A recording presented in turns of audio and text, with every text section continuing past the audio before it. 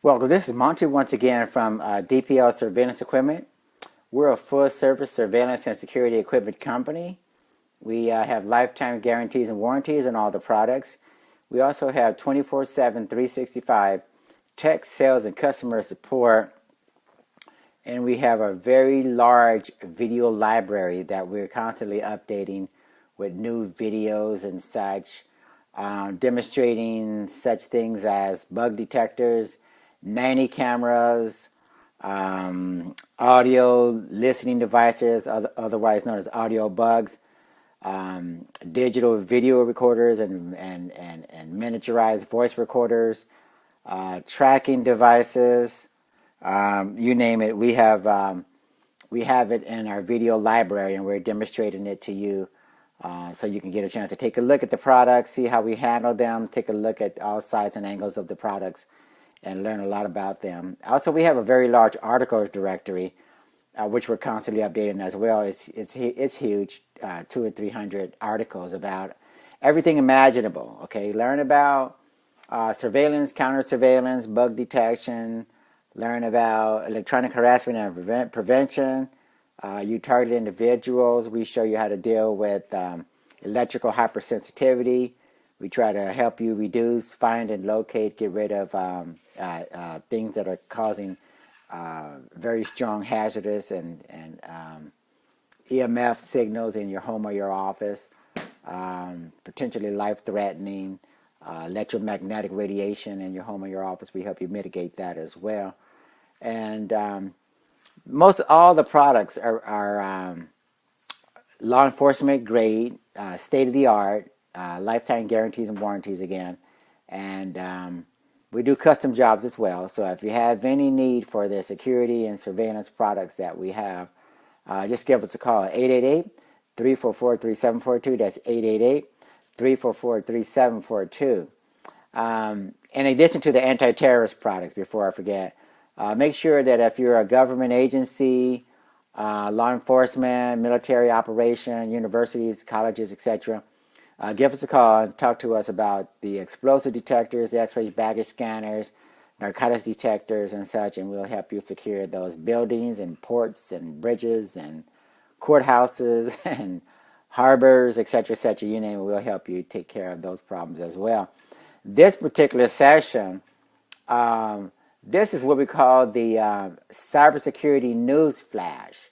And for those of you who've been keeping track, this is actually CyberSecurity Newsflash episode number 12. So we're all the way up to 12. And this particular one is entitled a cybersecurity expert says that's me and me and Carolyn Aranda. We're the cybersecurity experts. And it's entitled Cybersecurity Expert Says There's a Major Spike in Smart TVs Held Hostage. Again, there seems to be a major spike in smart TVs held hostage. Now, you guys are going to be asking yourself, what does that mean to have my smart TV held hostage? Okay, well, just pay attention and we'll tell you. Looks like cybercriminals are starting to hit people where it really hurts, blocking their binging on Netflix and watching sports and an array of niche TV shows from the dark recesses of the cable network world. Smart TVs, in other words. There's been more than 300 reported ransomware attacks on smart TVs this year, marking a sharp increase in cyber attacks targeting Internet of Things, otherwise known as IoT appliances, according to Trend Micro. Typically, the affected TVs will be locked, and a ransom message pops up asking for $100 to be paid within 72 hours. Over the summer, Trend Micro discovered that an Android mobile lock screen ransomware known as Flocker, this is short for Frantic Locker, is capable of locking smart TVs as well. That variant of Flocker is a police Trojan that pretends to be U.S. Cyber Police or another law enforcement agency. It accuses potential victims of crimes they didn't commit. Then it demands a ransom.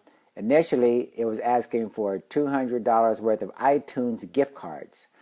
Based on our analysis, there are no major differences between the Flocker variant that can affect a mobile device and one that affects smart TVs, the firm said. Flocker was the ransomware that hit software engineer Darren Cawthon over the holidays this year in a widely reported incident. An LG smart TV belonging to a family member was locked on Christmas Day. The relative said they downloaded an app to watch a movie. He tweeted, halfway through the movie, the TV froze. Now boot to this. That's what it said. He said that he tried to reset the TV to factory settings, but the reset procedure available online didn't work. He then contacted LG, which advised him to visit a service center. The technicians were able to unlock his TV, but charged him $340 for the privilege. Avoid these smart TVs like the plague, Cawthon tweeted, following his discussion with the TV maker. The steady rise and rapid pervasiveness of ransomware has now hit home. Literally, Aaron Higbee, CTO and co-founder of FishMe, told InfoSecurity, ransomware capabilities have expanded to infect Android-powered consumer household devices and mandates a change to the way we think about cybersecurity. Malicious software is growing in complexity and is expanding capabilities beyond PCs. Mitigation for this is simple. Be careful about which apps are installed.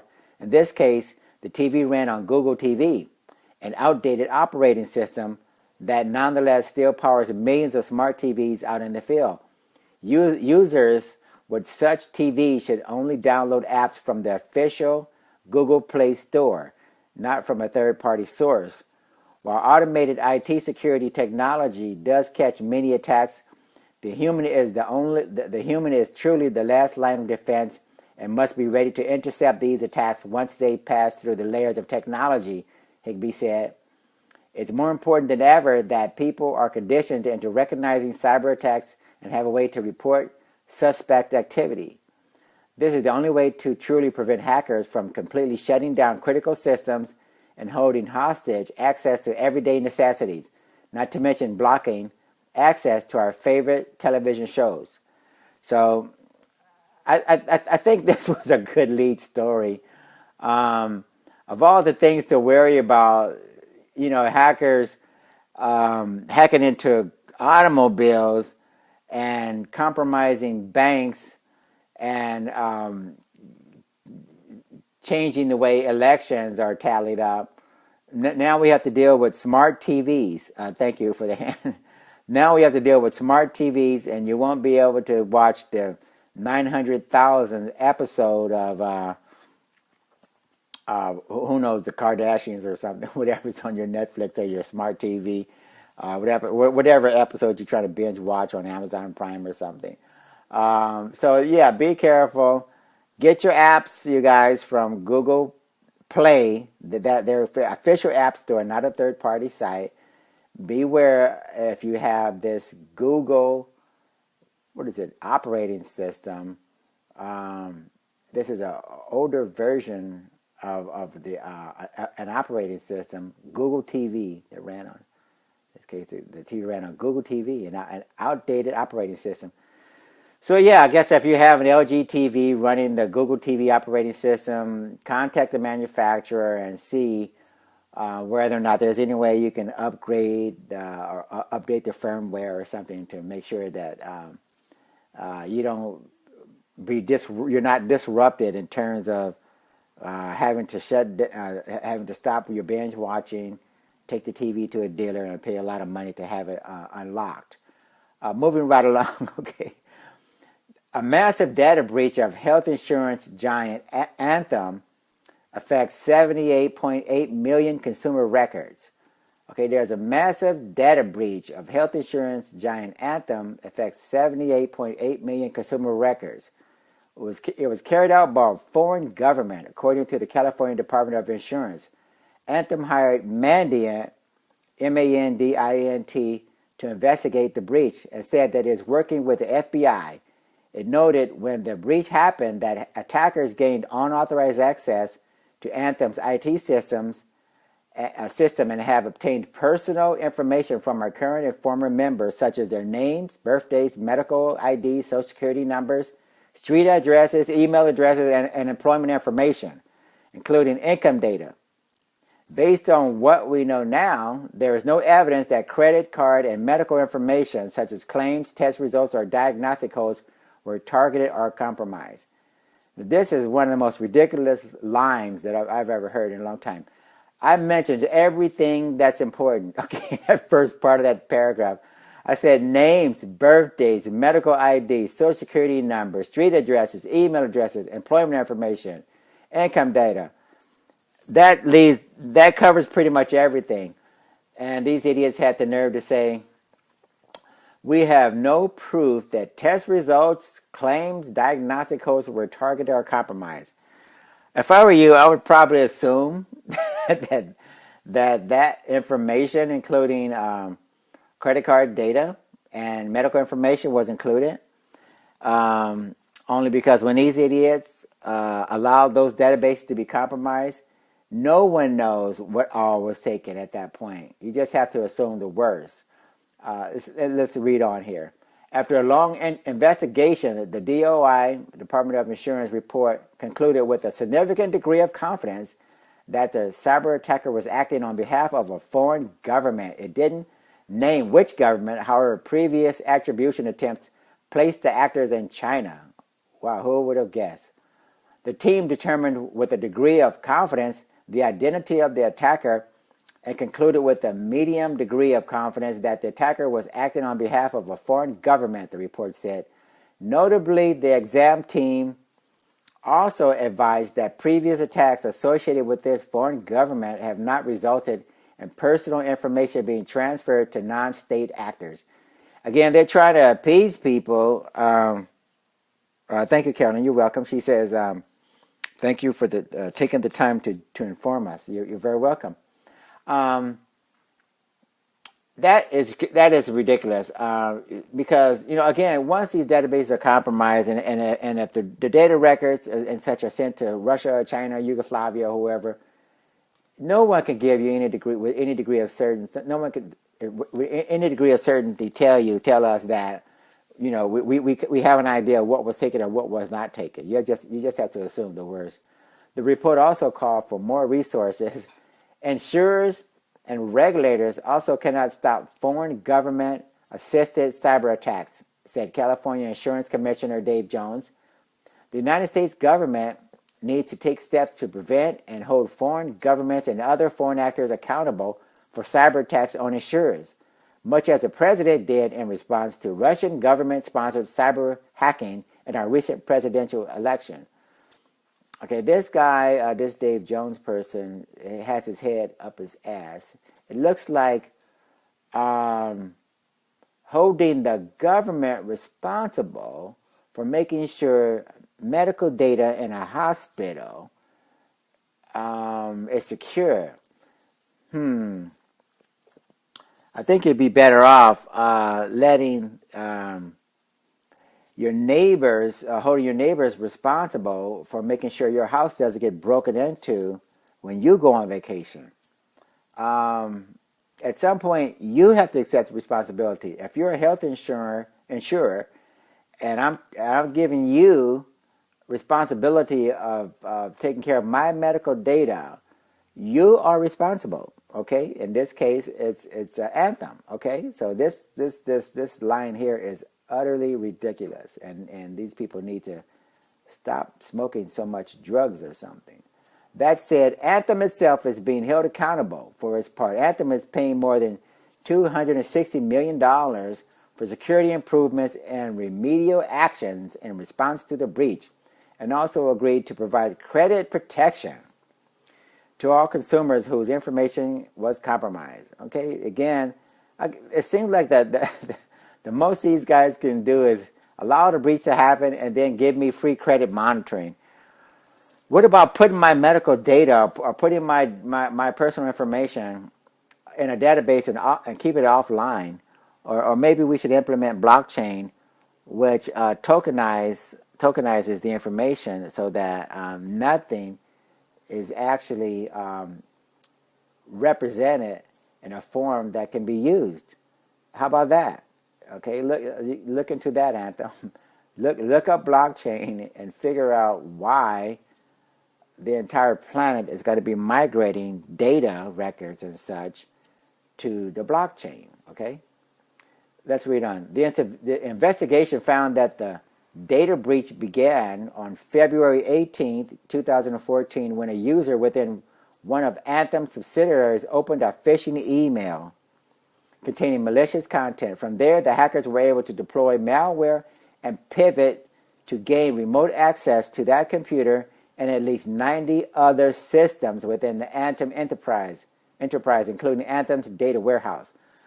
So it looks like these companies really are not taking this seriously.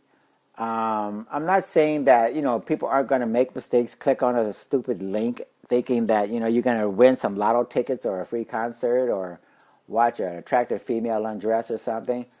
But how about installing something on the computer so that you don't, if you go to click on a link, you're going to get a warning or something, or maybe it'll just be deactivated or something. I've heard a number of experts talk about emails or email systems being designed so that links are deactivated or stripped out of the text or something. So I think Anthem really needs to do a little bit more homework, okay? So we're going to keep moving. Italy accuses two of hacking email accounts of Mario Draghi. He's a politician. And this is in Rome. Italian police arrested two people Tuesday for allegedly hacking the email accounts of politicians, entrepreneurs, and government officials, including European Central Bank President Mario Draghi. Italian police arrested Giulio Arcinero, a 45-year-old financial consultant and nuclear engineer, and his 49-year-old sister, Francesca Maria Arcinero, both of whom Italian prosecutors accused of accessing private emails without authorization and stealing classified information. The Arcineros couldn't be reached for comment, nor could lawyers for the pair. Roberto Di Legami, head of the police unit leading the investigation, said Mr. Draghi's emails were from his Bank of Italy account, likely dating from when he was the governor of the Italian Central Bank. Another person with the knowledge of the matter said there was no sign of a breach of Mr. Draghi's ECB email account. Mr. Draghi led Italy's central bank from 2006 to 2011. Police said the Arcineros stored the allegedly stolen information on U.S. servers, which were seized with the help of the U.S. Federal Bureau of Investigation. The pair are both residents of London and Italy, the police said. The suspects allegedly hacked the email accounts by infecting them with malware. Mr. Delegami said roughly 18,000 email accounts may have been hacked and more than 2,000 passwords collected. Police also seized a server containing stolen information in Rome, Mr. Delegami said. We found a real high-level cyber espionage operation, Mr. Delegami said, adding that the suspects may have been seeking to exert power and collect first-hand information for financial transactions. Mr. Legami said Mr. Arcinero, who ran a financial consultancy called Westlands Securities, has earned and invested millions of euros in the past, although the police have found no connection between the alleged hacking and his earnings. His sister appears to have played a supporting role to his alleged activity, Mr. Delegami said. So, yeah, everybody's vulnerable. Mario Draghi, again, major figure. Central bankers, they can afford to hire the best people, and they should have the most top-notch cybersecurity experts and such working for them to help secure their information. But things happen. Okay, major figure. If it could happen to Mario Draghi, it could probably happen to you. So let's keep going. Okay. Multi-factor authentication sees huge 40% jump in 2016. The use of multi-factor authentication, or otherwise known as MFA, has jumped by more than 40% year over year in 2016. According to a survey from SecureAuth Corporation in 2015, 60% of organizations were using MFA in some capacity. In 2016, that number jumped to an impressive 93%. More than half, or 51%, are using MFA or multi-factor authentication across the organization, while 38% have implemented it in some areas. About 4% of respondents are on the bleeding edge of identity access management, having shed the use of passwords entirely in favor of adaptive authentication. In looking ahead to 2017, more than 30% of organizations are looking to expand or implement MFA in the next 12 months.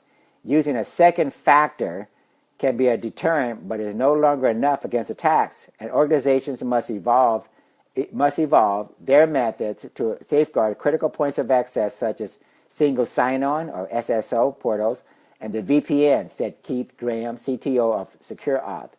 By implementing adaptive access authentication, organizations can both eliminate that threat vector and provide an outstanding user experience. The latest advances in adaptive authentication include transparent techniques such as device recognition, geolocation, the use of threat services, and even behavioral biometrics. For those of you who don't know, multi-factor authentication typically implies that you get a second method of allowing access to something, whether it's your bank account online, whether it's your Gmail email account, or you're logging into iCloud, or maybe your Facebook account. If you go to a computer that hasn't been used before, for instance, typically what's going to happen with the multi-factor authentication security in place, you're going to be prompted to receive a text message, more than likely with a code on it, 4 to 6, 8 digits or something. And unless you have that phone, your cell phone, for instance, in your possession, then you're not going to be getting access to the email or to the iCloud or to the Facebook or whatever it is if you have implemented multi-factor authentication. We've been big fans of this security step and protocol for a long, long time, and we encourage everyone to look into it, ask about it. When you log into critical accounts or any account where you deem your information even halfway important, ask the vendor, supplier, website designer, whoever can implement multi-factor authentication. A lot of times they have it, but they may or may not be, promoting it in a way that to let everyone know. But sometimes, you drill down into the various preferences and everything, and you find that they had it all along. But if they don't, contact them and go on their Facebook page and tell the whole world these idiots don't have multi-factor authentication, and they should. Okay, and more than likely that'll be the next thing that they'll be implementing. Drilling down further, large organizations with more than 2,500 employees are adopting MFA at a higher rate. The findings revealed that 63% are using MFA across their organizations, with 21% choosing adaptive authentication over traditional two-factor authentication. It also showed that medium-sized businesses, those with 250 to 2,499 employees, are the most interested in MFA in 2017, and 41% plan to implement or expand their MFA deployments. In contrast, small organizations, fewer than 250 employees, are the least likely to use MFA. About a fifth, or 21%, are not using any form of MFA and have no plans to implement it in the next 12 months.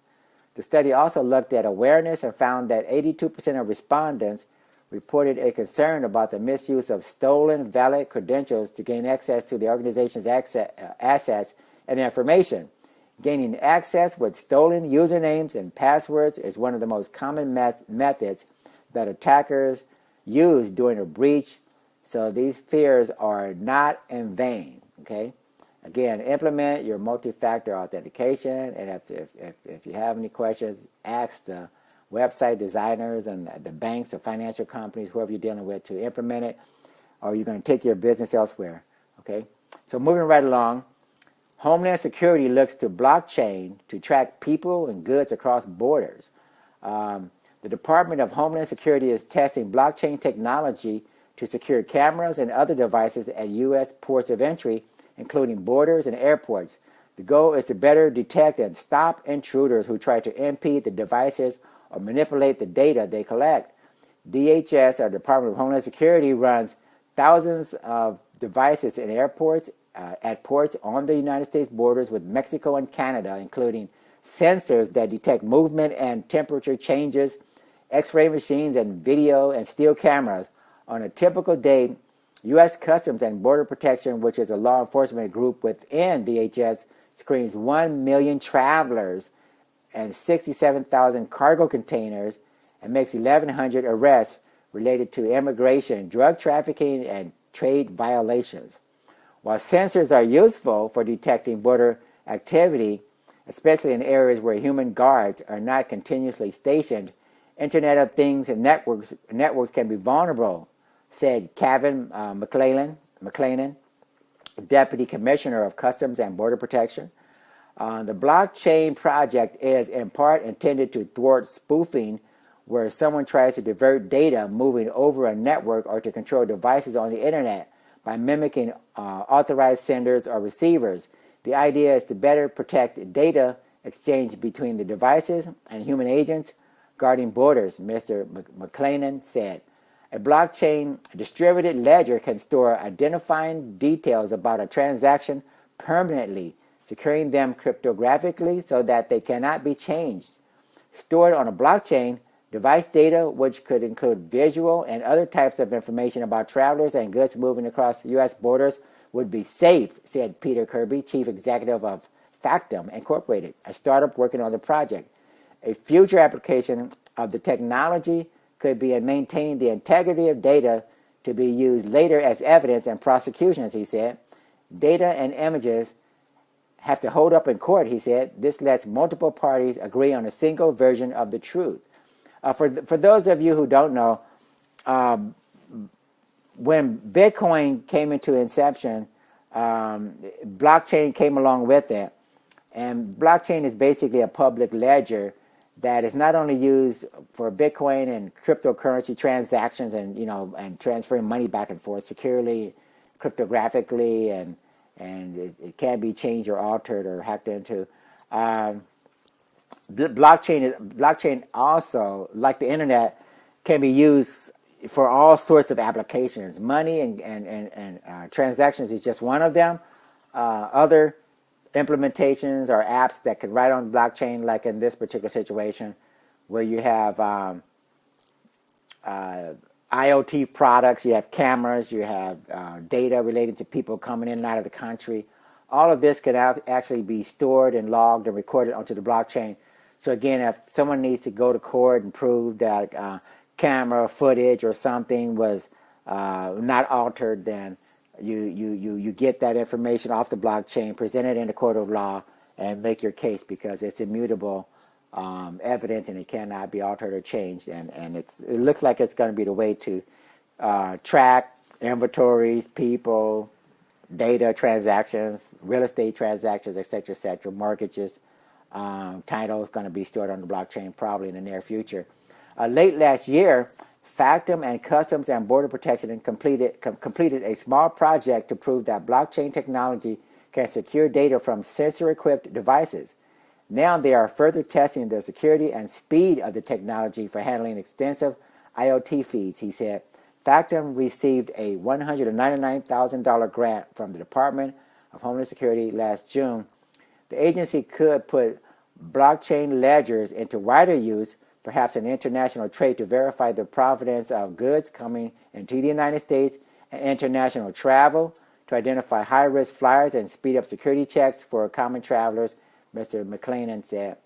Private sector blockchain projects, including Walmart Stores Incorporated, work to secure its pork and produce supply chains. could help guide the customs and border protection work, he said. Just so you guys know, the last cybersecurity show I talked about Walmart using a blockchain project of its own to make sure that they were tracking their inventory of pork and produce. They have a partnership with a Chinese manufacturer so that they can figure out how to better track, again, pork and produce inventory for Walmart. Okay, Walmart and IBM, our International Business Machines Corporation, are building blockchain systems in China and the United States to make food supply chains more efficient and secure. Walmart is a large part of international trade for the United States. When they're looking at something to make their supply chain more efficient, that's something that gets our attention, he said. So again, let's see, welcome, Commande. So again, this is something here to keep a track of in terms of blockchain implementations.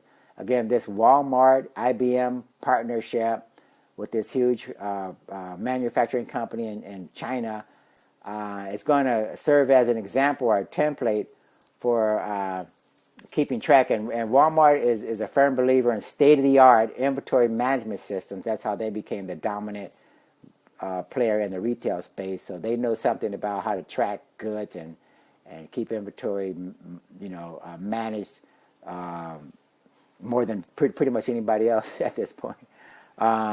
You're welcome. Thank you. So moving right along, Donald Trump names Thomas Bossert chief advisor on cybersecurity and elevates role.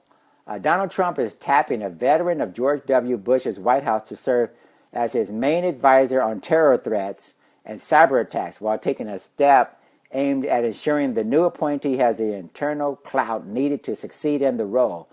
The Trump transition team announced Tuesday that Thomas B. Bossert will serve as an advisor to Mr. Trump on the national security, terrorism, and cyber issues, putting him on the same level as the powerful incoming national security advisor, Michael Flynn. It's a humbling thing because of the awesomeness of the job. I mean that in an awe-filled way, that Mr. Bossert in an interview. While Mr. Flynn will focus on international security threats, the transition team said in a statement, Mr. Bossert will keep watch over domestic security concerns. That arrangement gives Mr. Bossert an independent status in the new White House, rather than making him subordinate to the national security advisor, Mr. Flynn. The Trump team depicted this as an elevation of the role, though the Obama administration official said the structure is similar to the one already in place. Lisa Monaco, who is in the job Mr. Bossert will be taking come January 20th, now has direct access to Mr. Obama and sits in on his daily national security briefings, Obama administration officials said. Mr. Bossert, 41 years old, works as a private consultant on Homeland Security matters. In the Bush administration, he served as Deputy Homeland Security Advisor, whose portfolio included cybersecurity, an issue that is now front and center amid reports that the Russians hacked into U.S.-based computer systems in an attempt to disrupt the 2016 campaign. He wrote an opinion piece published in the Washington Times last year defending the Bush-era wars in Iraq and Afghanistan, writing that the use of military force was and remains just. But he added that how the war in Iraq was prosecuted is clearly ripe for review and regret. That's kind of ironic that he would, in one sentence, pretty much contradict himself. Representative Bill Keating, Democrat out of Massachusetts, said, who serves on the White House Homeland Security Committee, said the appointment suggests the incoming Trump administration is taking seriously the threat of cyber terrorism. It's a good move strategically, he said. Representative Peter King, Republican, New York, also a member of the Homeland Security Committee, said it's important to have someone at the White House at the level of the National Security Advisor who is dealing with counterterrorism. It says a lot that there's a person who has the ear of the president literally every day. An open question is whether Mr. Bossert will have his own staff. Mr. Flynn, as National Security Advisor, will preside over a national security staff that has been mushrooming for decades under Republican and Democrat presidents alike. Under President George W. Bush, the Homeland Security Operation had its own staff. After he took office in 2009, Mr. Obama folded that staff into the existing national security team headed by his National Security Advisor. When Mr. Obama merged the two staffs together, officials at the time framed it as a move to allow him to make decisions more quickly.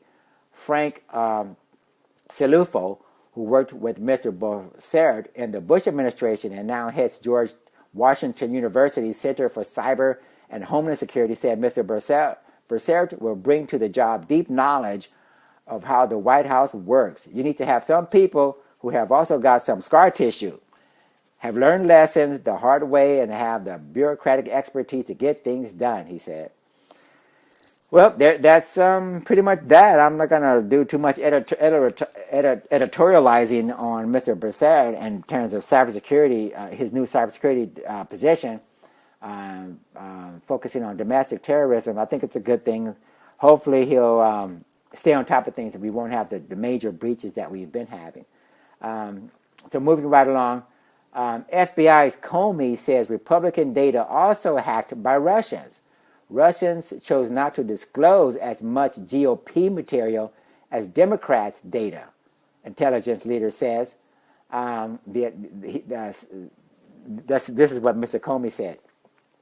FBI Director James Comey said Tuesday that Russian hackers successfully hacked some Republican groups and campaigns, though officials said the Russians revealed much less of that material compared with the volume of disclosures made about Democrats' emails. Mr. Comey, in his first public appearance since the election, appeared with other intelligence chiefs before the Senate Intelligence Committee to discuss the alleged Russian hacking of the Democratic National Committee and senior party operatives with the goal of tarnishing Hillary Clinton's presidential bid. Committee Chairman Richard Burr, Republican out of North Carolina, asked Mr. Comey whether Republicans were also targeted by Russian intelligence. There were successful penetrations of some groups and campaigns, particularly at the state level on the Republican side of the aisle, and some limited penetration of old Republican National Committee domains, Mr. Comey said. Those domains, he added, were no longer in use at the time of the hack. Information was harvested from there, but it was old stuff, Mr. Comey said. We did not develop any evidence that the Trump campaign or the current RNC was successfully hacked. The Wall Street Journal previously reported that an email account linked to a long-departed RNC staffer was targeted. Officials familiar with the probe have also said the Russian hacking effort was generally much less extensive against the Republicans than the Democrats. The panel's top Democrat, Senator Mark Warner of Virginia, said he didn't want to relitigate the presidential election, but some lawmakers raised Mr. Comey's much-debated decision to announce less than 2 weeks before Election Day that the Federal Bureau of Investigation was investigating newly discovered emails that could be connected to a dormant probe into Ms. Clinton's use of private email servers when she was Secretary of State. Mr. Comey pressed on whether the FBI had investigated possible links between the Russian government and people connected to Mr. Trump. That's what he told senators. Especially in a public forum, we never confirm or deny any investigation.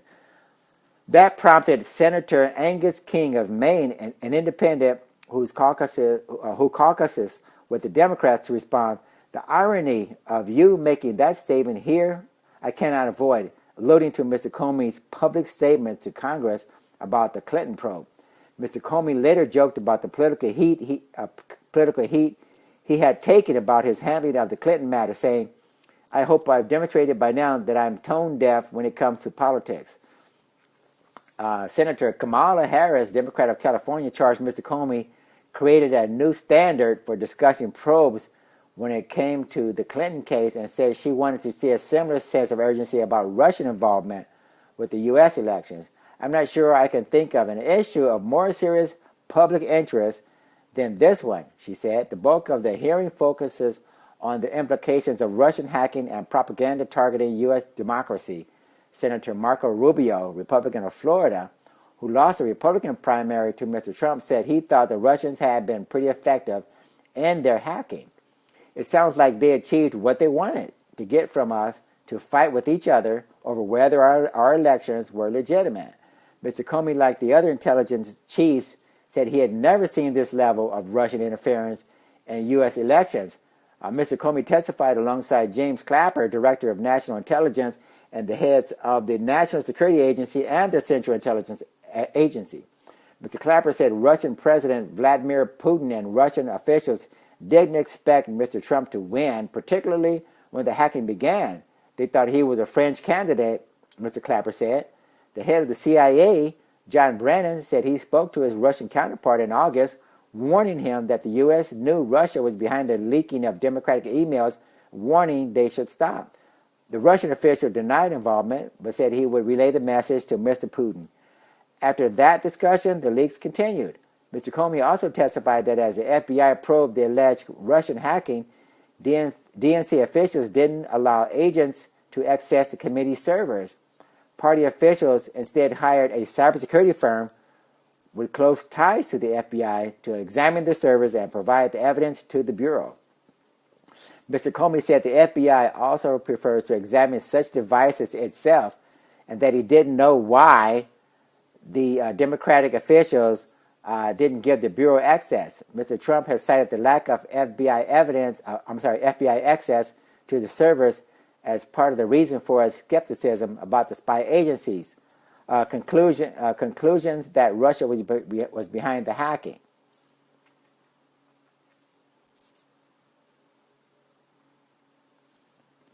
Carolyn, you might do me a favor.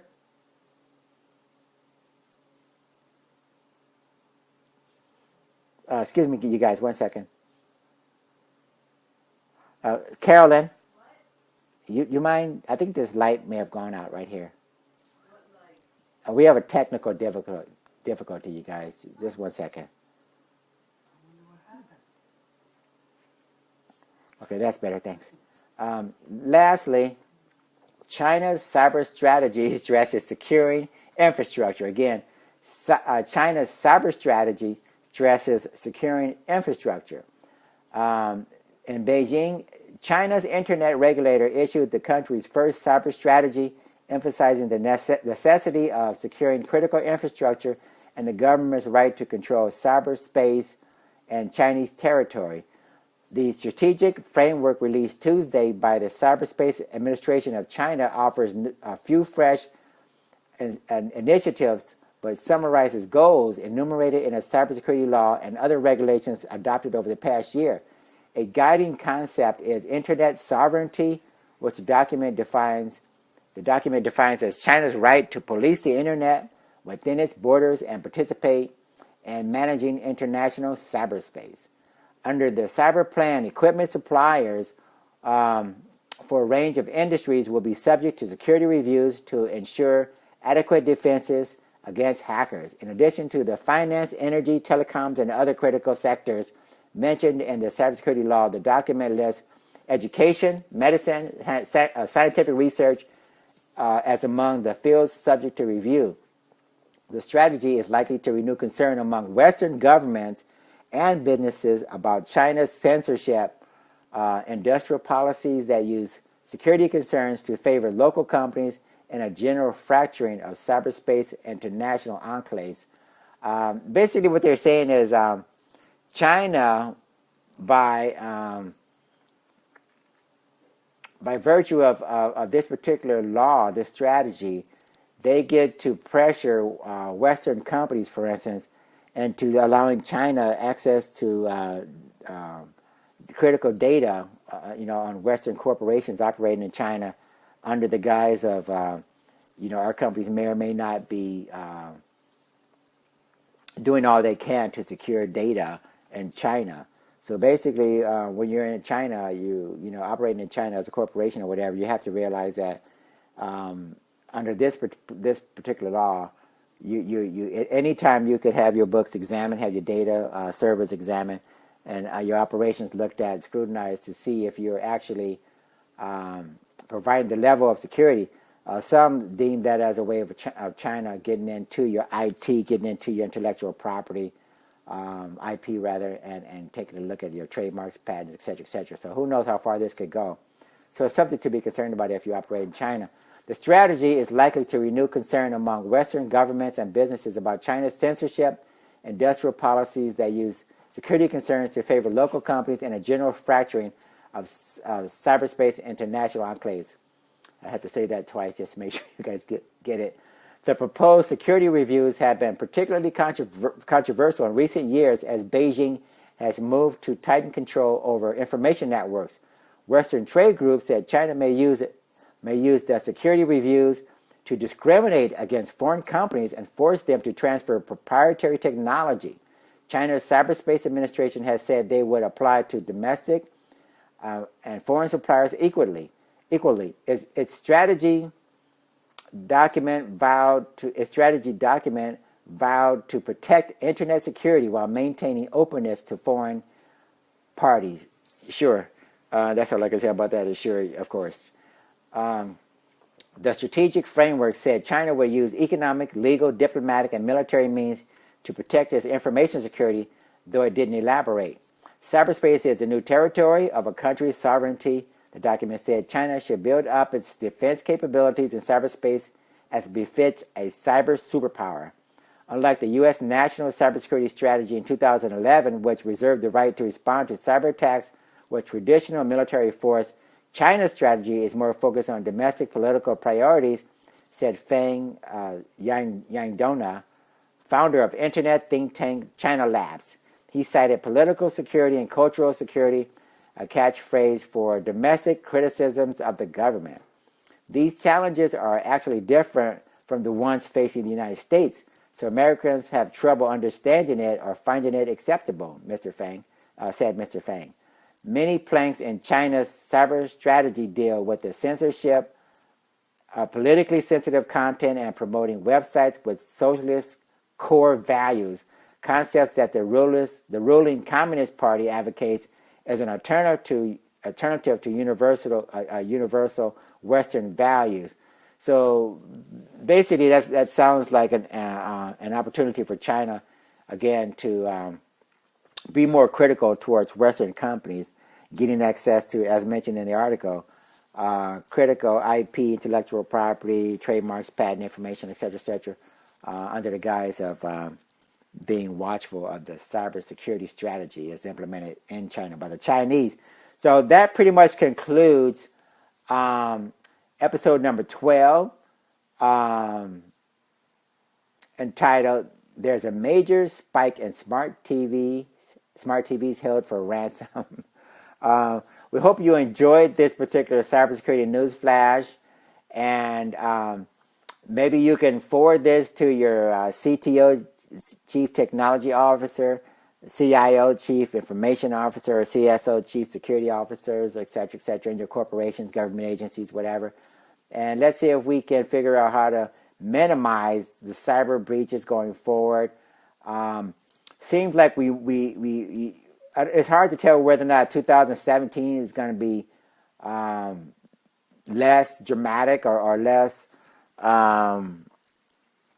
of an issue as far as cyber attacks and the size of the cyber attacks. We're just getting started, but let's see how things work out. But in the meantime, keep implementing that multi-factor authentication wherever possible. Take a look at biometrics. Take a look at updating firmware on your laptops, desktops, smartphones, etc., and let's be more cyber aware, okay?